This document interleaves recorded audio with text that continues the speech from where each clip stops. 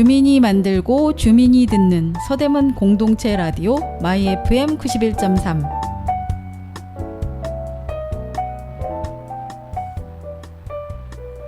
여덟 개 주제의 다양한 프로그램이 여러분을 찾아갑니다. 우리 동네 다양한 이야기가 있는 서대문 이모저모. 음악으로 마음을 나누는 뮤직 안테나. 젊은 감성 뿜뿜 어텐션 나우. 삶의 쉼표 하나 힐링 충전소. 개성 가득한 서대문 매거진. 지식을 충전하는 시간, 지식 한 스푼. 둘이서 혹은 셋이서 FM 하모니. 행복을 나누는 시간, 오늘도 행복을. 올댓뉴 수다와 정보. 서대문 FM에는 골라 듣는 재미가 있습니다.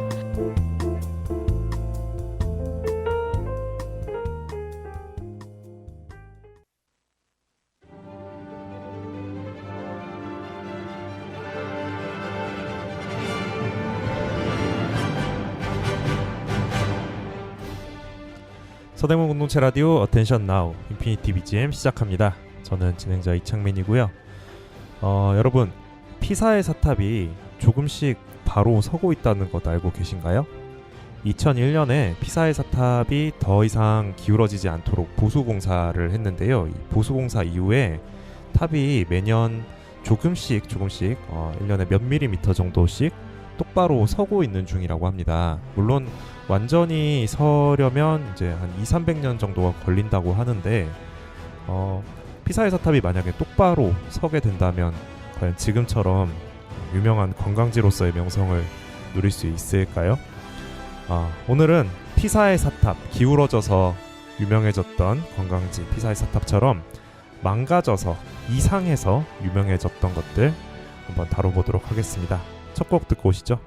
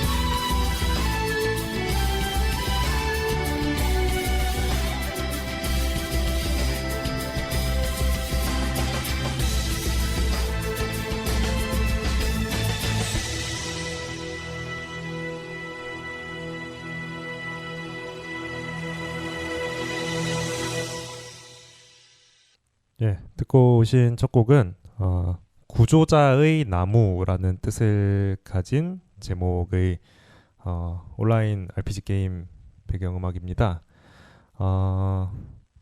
이 게임은 2015년에 출시가 됐는데요. 2000년대 중반 게임들과 비슷한 느낌으로 이렇게 향수를 자극하는 컨셉과 오픈월드라는 점을 굉장히 강조해서 마케팅을 했었어요. 그런데 사실 정작 이 게임이 유명해진 것은 유저들의 향수를 자극하였기 때문도 아니었고 뭔가 오픈월드로서 높은 자유도와 이 플레이어들의 어떤 탐험하는 재미를 보장해줘서도 아니었고요. 버그로 유명해졌습니다. 클로즈 베타 때부터, 그러니까 클로즈 베타라는 건 이제 게임이 정식으로 출시하기 전에 이제 한정된 인원들에게 게임을 먼저 이렇게 시켜주고 뭔가 게임에 문제가 있으면 이야기를 해주세요. 개발에 반영하겠습니다. 하는 게 이제 클로즈 베타거든요. 이 클로즈 베타 때부터 수상할 정도로 게임에 버그가 많다는 이야기가 조금씩 나오기 시작을 했는데 이후에 이제 게임이 정식 출시될 때까지도 거의 고쳐지지가 않은 거예요. 그래서 정말 온갖 그 기상천외한 버그들이 굉장히 많이 탄생했습니다. 뭐 몬스터가 나타나면 안 되는 마을에 갑자기 막 거대한 몬스터가 나타나서 사람들이 막 대피를 한다든가, 아니면 4명이 입장할 수 있는 던전인데 4명이 같이 들어가야 되는 던전 그 사냥터인데 클리어를 하고 보니까 인원이 5명이었던 막 알포인트 버그도 있었고요. 네, 공포 영화 같죠, 맞지? 뭐 그리고 이거는 개발상의 굉장히 심각한 결함인데, 그냥 채팅창에다가 적당한 그 프로그래밍 코드, 뭐 스크립트 이런 거를 입력을 하면 그대로 실행이 되는 문제가 있었던 거예요. 이게 굉장히 기초적인 문제거든요. 그러니까 컴퓨터 그 프로그램 개발에 대한 지식이 좀 있는 사람이 채팅창에다가 적당한 코드를 입력을 해서 그 채팅을 보고 있는 사람들을 강제로 게임이 종료되게 만든다든가, 막 이런 정말 온갖 말도 안 되는 수백 가지의 기상천외한 버그들이 발생을 했습니다. 그래서 이제 버그의 나무라고 이 버그가 많은 것으로 엉뚱하게 유명해졌었던 게임이고요. 오늘 이렇게 뭔가 문제가 있어서, 이상해서, 망가져서 오히려 더 유명세를 탔던 여러 컨텐츠들과 그 음악들을 한번 이야기해보려고 준비를 조금 해왔습니다. 그래서 처음에는 이제 구조자의 나무라는 뜻의 제목을 가진 이 게임 음악으로 시작을 했고요. 또 이 분야에 그 대부 같은 영화가 있죠. 이 분야에서 대부 같은 영화, 클레멘타인이라는 영화가 있습니다. 한국 영화고요. 클레멘타인, 일단 음악부터 좀 듣고 올까요? 클레멘타인 주제가부터 듣고 오겠습니다. 거친 돌처럼 살았어.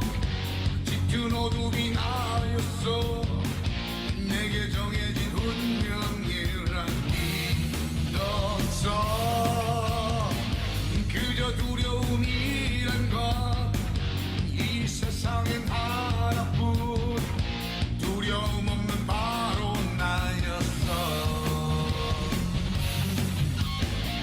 이제 내 앞에서 다른 길이 보였어. 남은 선택은 너로 인해 끝이 났어.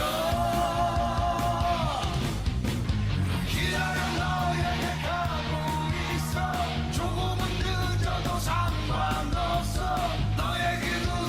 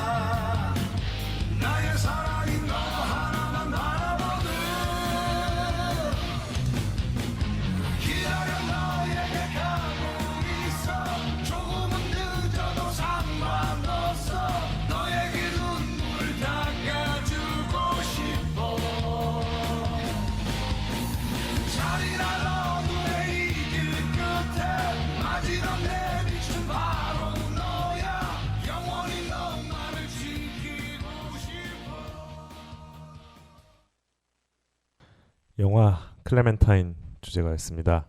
김두영 감독이 만든 2004년 영화이고요. 주연 배우가 이동준 씨와 무려 스티븐 시걸입니다. 제작비의 대부분이 스티븐 시걸의 캐스팅 비용으로 들어갔다고 하는데 그 돈의 절반만 좀 각본했었으면 훨씬 괜찮은 영화가 나왔겠지만 괜찮은 영화가 나왔으면 지금처럼 또 유명해지지 못했겠죠.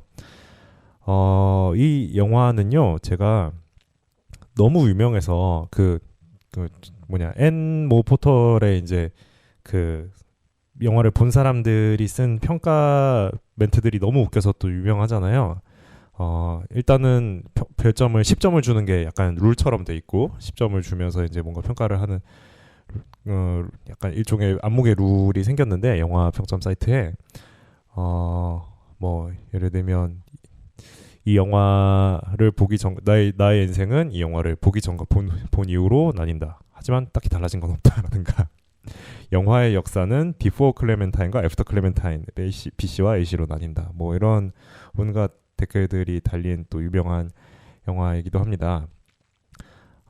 저는 이제 영화를 아무튼 너무 유명하니까 궁금해서 예전에 한 번은 봐야지 하고 이렇게 구매를 했었거든요.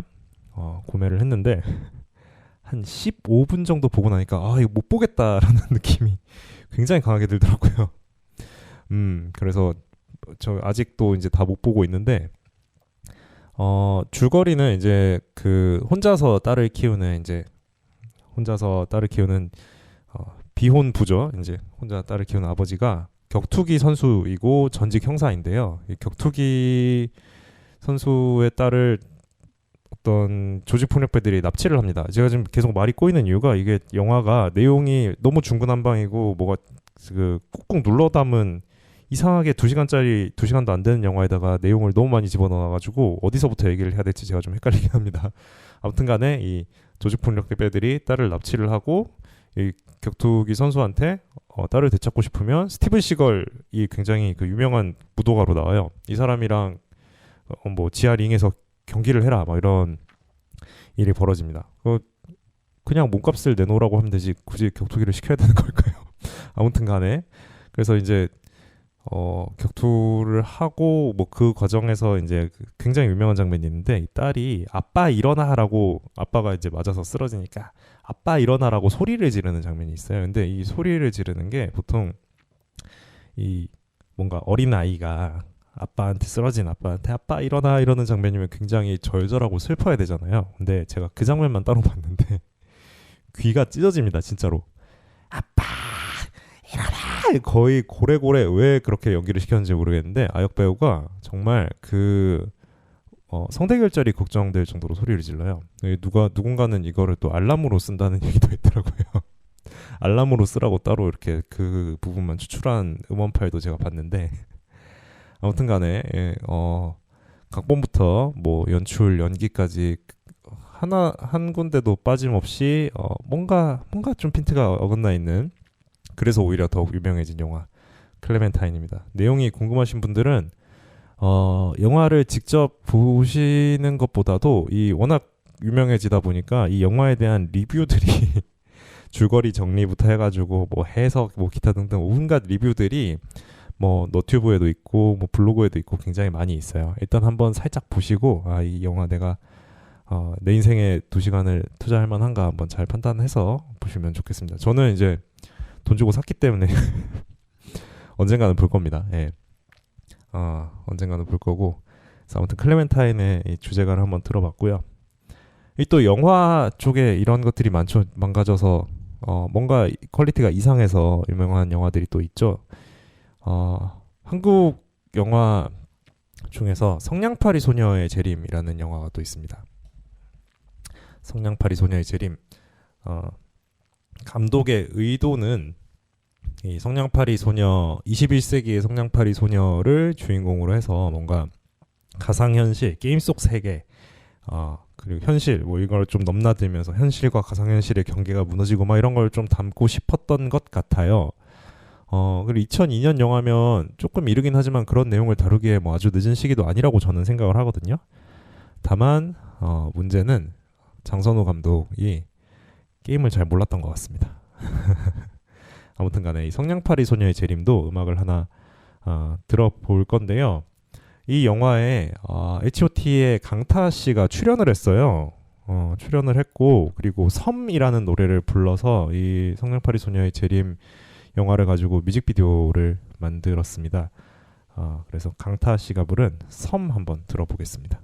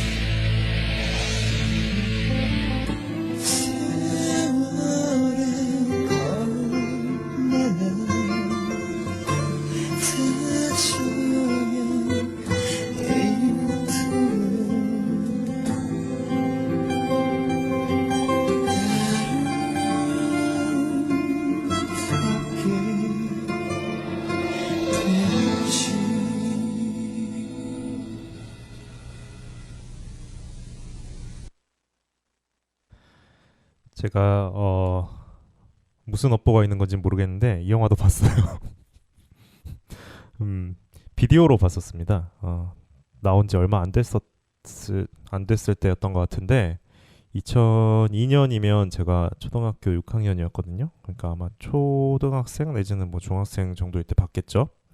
그때도 저는 게임을 좋아하는 청소년이었고 뭐 게임 속 세상을 다루는 영화라고 생각을 하고 보기 시작했던 것 같은데 일단은 영화를 한번 보면 줄거리가 이해가 되지 않습니다. 사실 10번 정도 봐도 마찬가지일 것 같긴 한데요. 줄거리가 잘 이해가 안 됩니다. 뭔가 그 가상현실을 연출을 굉장히 뭐랄까요?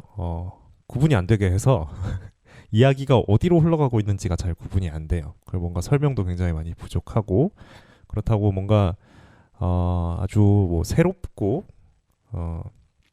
그 신기하게 연출을 했냐 하면 또 그런 것도 아니고요. 저 아까 장선우 감독이 게임을 잘 몰랐던 것 같다고 말씀을 드렸잖아요. 굉장히 그 아주 오래된 게임들의 연출 같은 걸 조금씩 따가지고 이렇게 짜집기를 해놨는데 아무튼 그냥 봐서는 줄거리도 이해가 안 되고 연출도 이해가 잘 안 되고요. 주인공이 왜 성냥팔이 소녀를 쫓아다니는지, 왜 사랑에 빠져서 쫓아다니는지도 이해가 잘 안 되고, 성냥팔이 소녀의 정체도 이해가 안 되고, 아무튼 그냥 이해가 안 되는 영화입니다. 근데 문제는 그냥 이해가 잘 안 되는 영화, 이상한 영화로 끝났으면 좋았을 텐데, 이 영화가 제작비가 100억이 들었어요. 그러는 바람에 한동안 2000년대 초반 이후로 이제 한국에서는 SF 영화를 만들기가 힘들었다는 이야기가 있습니다. 이 성냥팔이 소녀의 재림이라는 영화가 100억을 투자를 받아서 이렇게 거의 날려먹는 바람에 한국에서 만드는 SF 영화에는 투자를 하면 안 된다. 약간 이런 인식이 생겨서 그 뒤로 영화 만드시는 분들이 좀 힘들었다는 이야기도 있어요. 장선우 감독은 이게 마지막 영화가 되었고요. 뭐 아무튼 한국 영화의 전설이 된 두 작품을 음악을 좀 들어봤는데요. 다른 의미로 또 그 유명한 영화가 있습니다. 양병관 감독이 만든 그 무서운 집이라는 영화가 있어요. 이 무서운 집이라는 영화도 이제 이상한 퀄리티로 뭔가 이상한 내용과 이상한 연기와 이상한 연출로 되게 유명한 영화인데 이 영화는 앞서 말씀드린 두 영화랑은 좀 결이 다릅니다. 왜냐하면 이 영화는 철저하게 양병관 감독의 의도에 의해서 일부러 이상한 영화를 만들어야겠다는 강한 의도에 의해서 망가진 영화예요. 그래서 이 주연 배우분이 주연 그 사실상 영화 전체를 배우 한 분이 거의 이끌어가는데요. 한 명이 이끌어가는데 이 주연 배우가 연극 경력이 좀 많은 분이라고 해요. 그래가지고 연기를 자기도 모르게 이제 연기를 자꾸 잘하는 쪽으로 이렇게 흘러가는 거예요. 뭔가 그럴싸한 연기 쪽으로 흘러가니까 감독이 계속 왜 자꾸 연기를 잘하냐, 못해라 라고 요구를 했다는 유명한 일화가 있습니다. 이 무서운 집이라는 영화에 배우가 배삼의 무초를 부르는 장면이 있어요. 배삼의 무초 가라오케 버전이라고 해가지고 요 무려 배우의 라이브였다고 하는데요. 요 노래 한번 들어보겠습니다.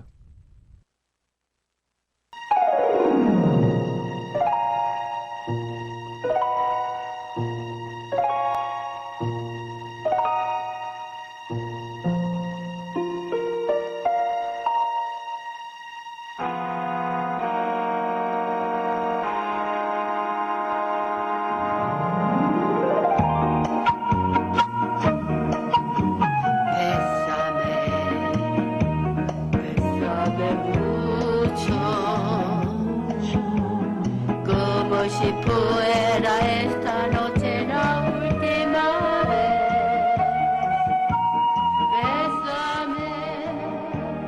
bésame mucho,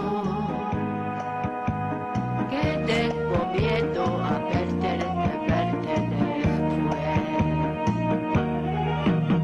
Bésame mucho y harina cocachi, una agassi. bésame mucho 야 그대는 귀여운 나의 아가씨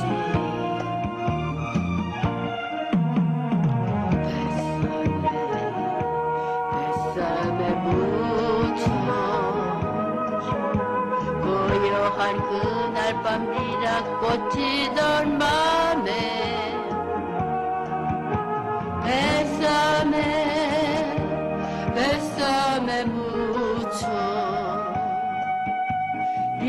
꽃 향기를 나에게 전해줘.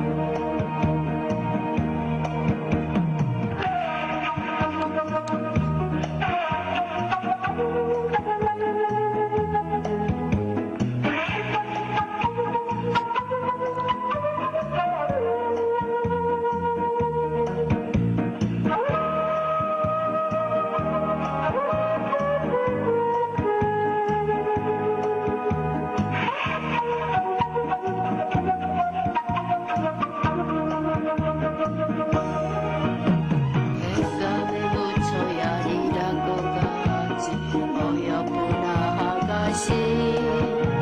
뱃살에 묻혀야 그대는 귀여운 나의 아가씨.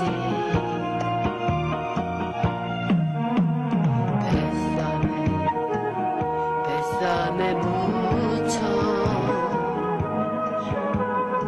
고요한 그날 밤 네가 꽂히던 밤에 뱃삼에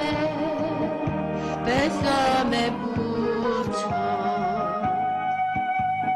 리라꽃 향기를 나에게 전해줘.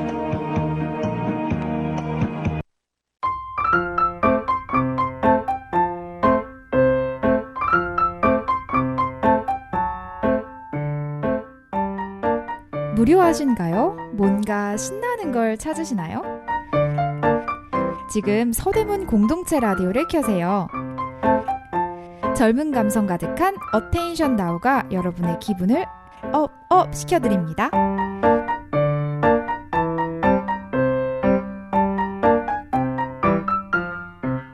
네, 구윤희 배우가 부른 뱃삼에 묻혀, 무려 영화 무서운 집에 실제로 이 노래 부르는 장면이 등장을 합니다.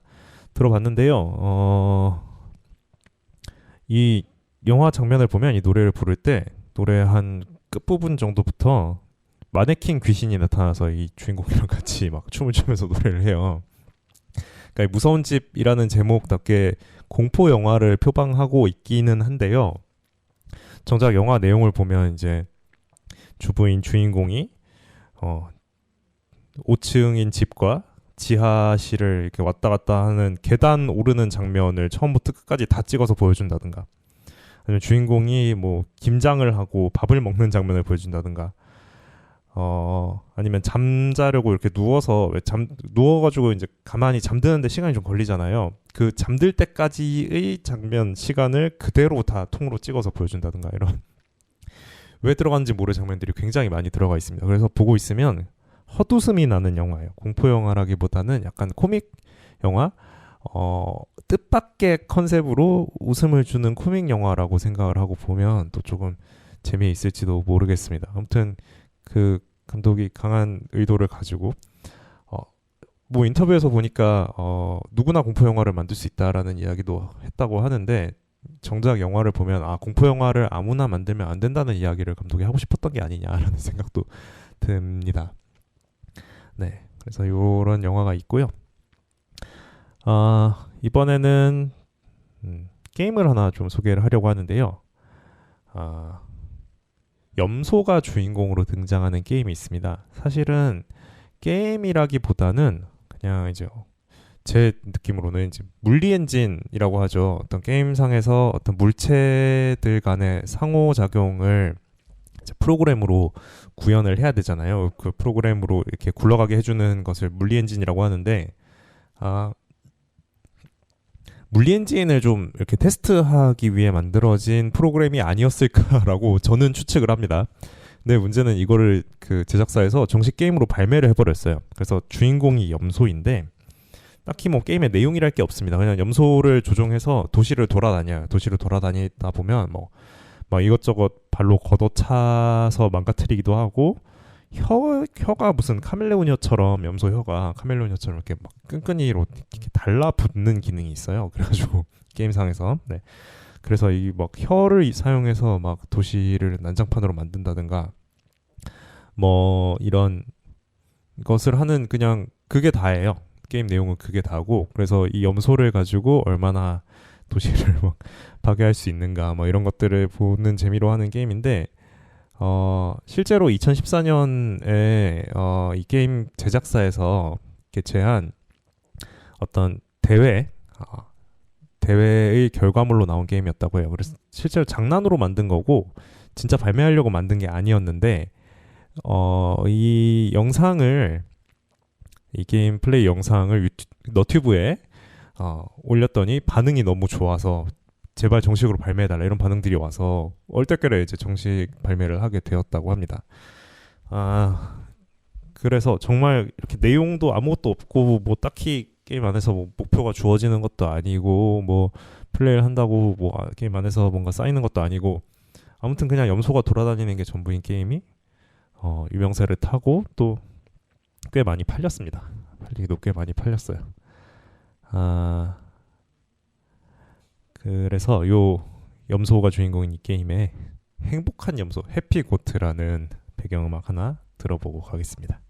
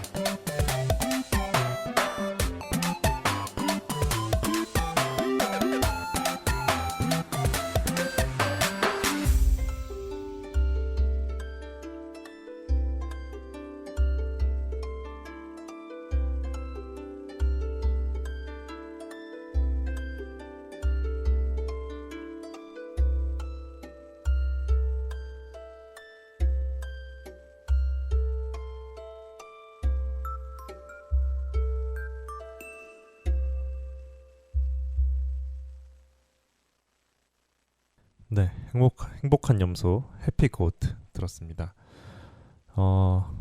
이 염소가 주인공인 이 게임은 이 출시 후 100만 장이 넘게 팔렸다고 하고요.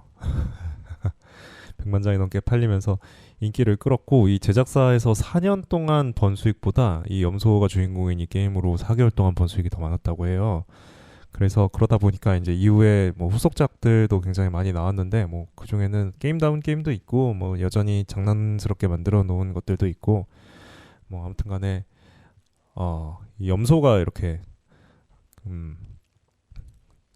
게임 주인공으로, 게임의 어떤 플레이 캐릭터로 인기를 끌 줄 누가 알았겠습니까? 참 세상은 생각지도 못한 곳에서 길이 뚫리기도 하고 재밌는 일들이 많이 일어나는 것 같습니다. 또 이제 망해서 유명해진 게임 하나를 더 소개하려고 하는데요. 한국 게임입니다. 서비스 종료를 했기 때문에 게임 이름을 그냥 이야기를 할게요. 서든어택 2가 또 안 좋은 쪽으로 유명했었죠.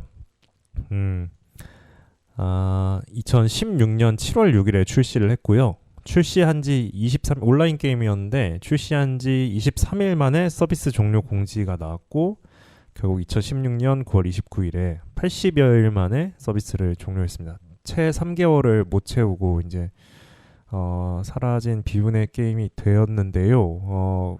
제작비, 개발비가 굉장히 많이 든 것으로 또 알려졌었어요. 그래가지고 이렇게 제작비를 많이 들인 심지어 대형 제작사의 대형 프로젝트가 어떻게 3개월도 채우지 못하고 엎어졌느냐에 관련해서 뭐 분석하는 여러 기사나 이런 것들도 나왔었는데요. 출시 전부터 조금 논란이 있었습니다. 선정성 논란이 있었어요. 이 서든어택2가 장르가 이제 1인칭 슈팅 게임, FPS라고 하는, 소위 말하는 그 총질하는 게임이에요. 서로 이제 총 쏘고 총으로 상대를 제압하는 그런 게임인데, 그런 말하자면 군인들이 주인공인 게임이어야 하는데 선정성 논란이 있었습니다. 출시 전부터 뮤직비디오가 아니죠. 트레일러 영상이 나왔는데 선정성 논란이 터졌고, 실제로 게임 내에서도 그 캐릭터들이, 여성 캐릭터들이 특히 지나치게 노출이 심하다라는 이야기가 있었고, 심지어 이런 이야기를 그 젊은 남성 게이머들도 뜬금없이 쓸데없는 부분에서 선정성이 심해서 게임에 몰입이 잘 안 된다, 뭐 이런 얘기까지 나올 정도로 논란이 있었고요. 그리고 전작에 비해서 이제 별로 개선된 점이 없다라든가, 그래픽을 장점이라고 홍보를 했는데 정작 그래픽이 그렇게 뛰어나지 않은 것 같다라든가, 그리고 그 유저 인터페이스, 그 게임을 조작하는 어떤 부분에서 편의성이 너무 떨어진다, 게임, 쉽게 말해서 게임하기 불편하다, 못 만들었다 뭐 이런 여러 가지 평가들을 받으면서 결국은 조기에 서비스를 종료하게 되었습니다. 버티지 못하고. 그러면서 사실은 그냥 그렇게 망하고 사라졌으면 뭐 출시됐다가 망하고 사라지는 게임이 한둘이겠습니까? 그런데 이제 또 유명하게 된 계기가, 물론 대형 제작사의 대형 프로젝트여서 유명해진 것도 있었지만, 그 제작사, 서비스했던 개발사의 어느 직원이 그 SNS에 그 출시 직전에 올렸던 글이 또 화제가 됐어요.